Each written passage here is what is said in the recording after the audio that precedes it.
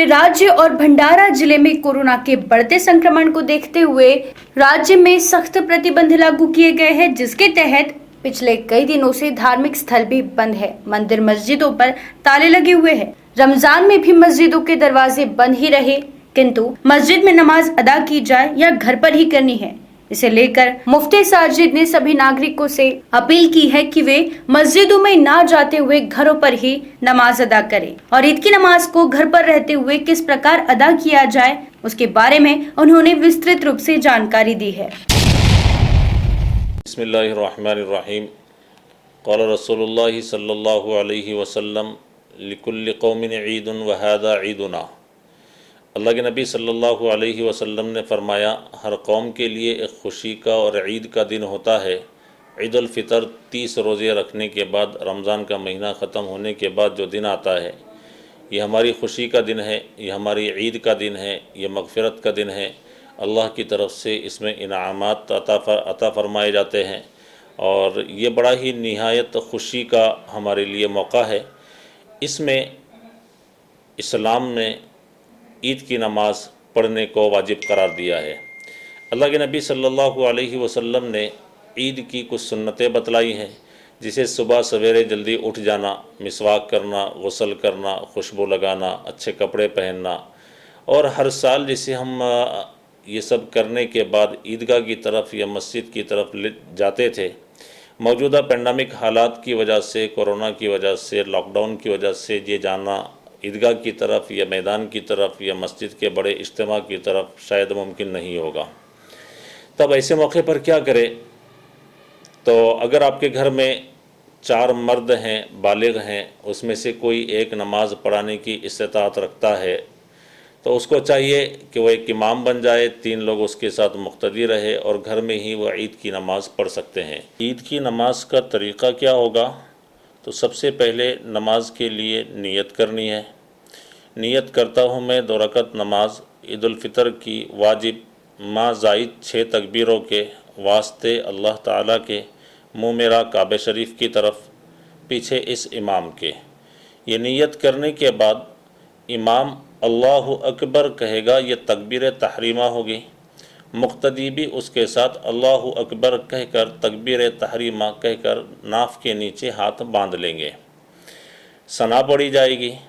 सना पढ़ने के बाद पहली रकात की 3 तकबीर ज़ायद कहना है।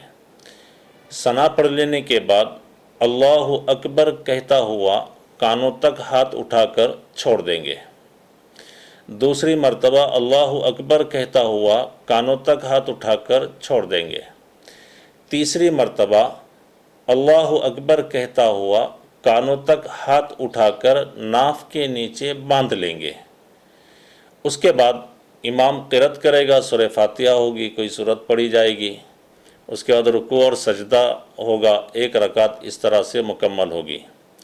दूसरी रकात में जब इमाम खड़ा होगा, मुक्तदी खड़े हो गए, तो सूरह फातिहा पढ़ी जाएगी, सूरत पढ़ी जाएगी।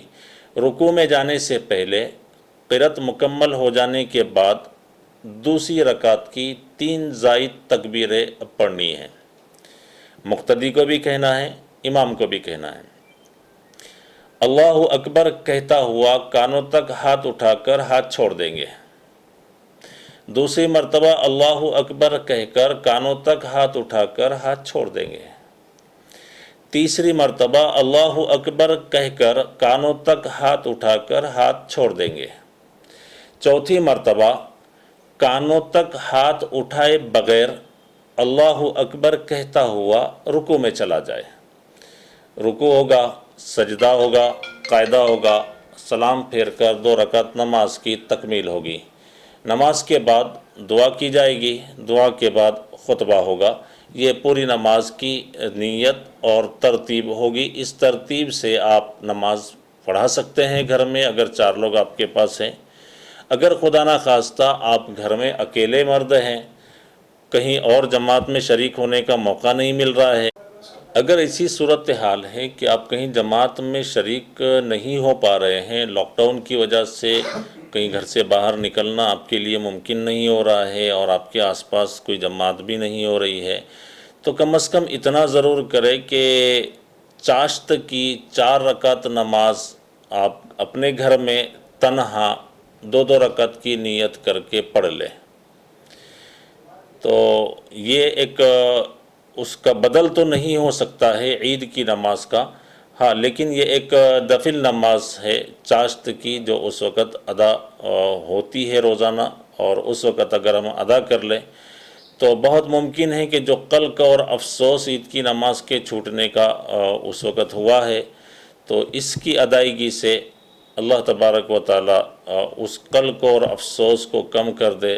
اور یہ اس کی طرف سے دعاؤں کی قبولیت کا ذریعہ بن جائے۔